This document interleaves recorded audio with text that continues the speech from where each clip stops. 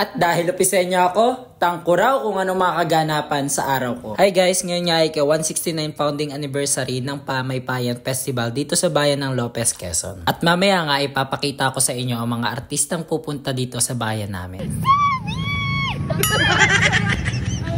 Hector! Carlos! Tawag ka ni Daniela, Carlos!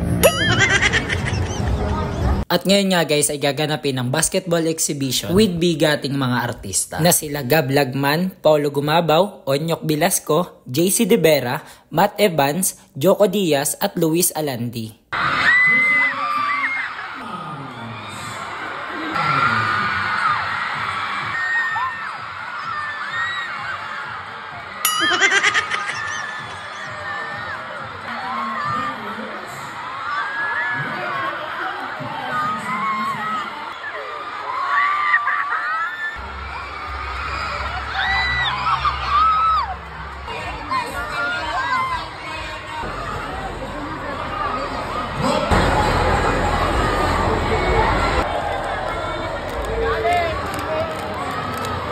Dito nga guys ay muntikan na akong hindi makapanood sa basketball exhibition. Dahil paano ba naman guys, sobrang daming tao at talagang dasiksikan dito sa plaza ngayon. At buti na nga lang guys ay medyo madiskarte itong pamangkin ko dahil nakapasok siya dito sa may covered court. Kaya naman sabi ko ay videohan na lang muna niya at i-airdrop ko na lang mamaya yung video.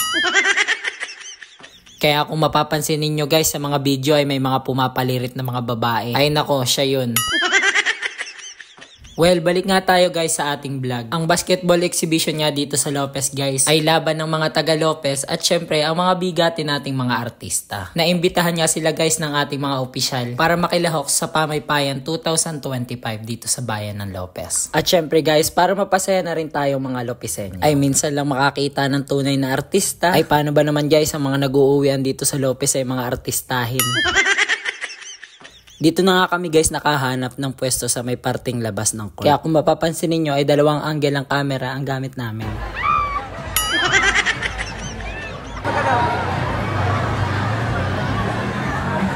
Artista ito.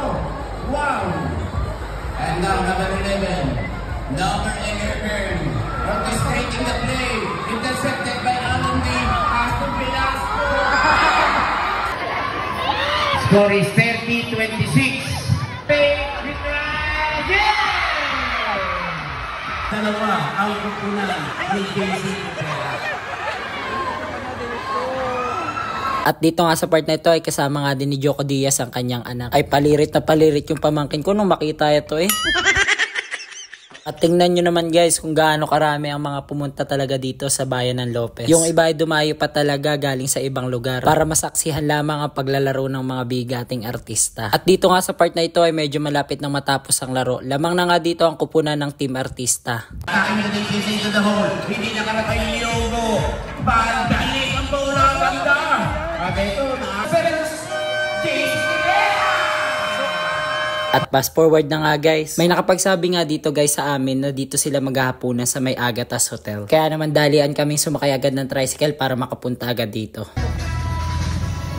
Sa mga oras na ito guys ay kakaunti pa lamang kaming mga naan dito. At napa-order na nga din kami ng wala sa oras.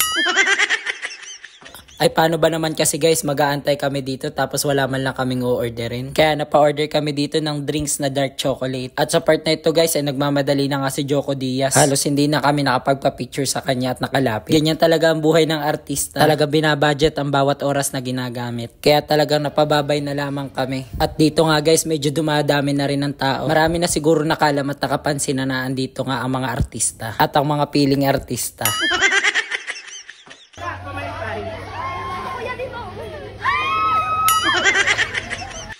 Mga babae nga naman guys, sasandok lang si JC De Vera talagang kinikilig pa.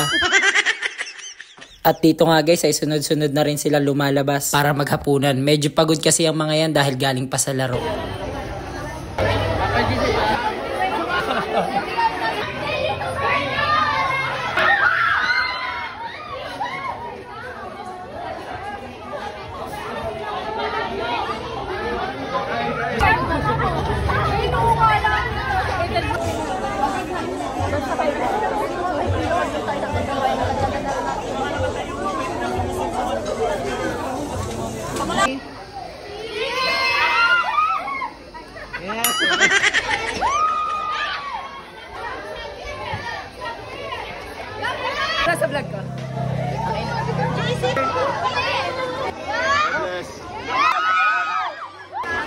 Vlog!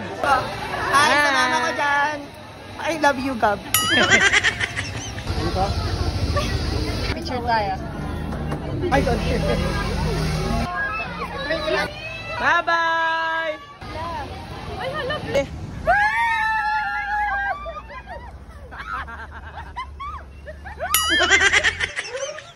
Hanggang dito na nga lang guys muli ang aking vlog. Pag nakita mo to, pakipollow naman ako. Maraming salamat!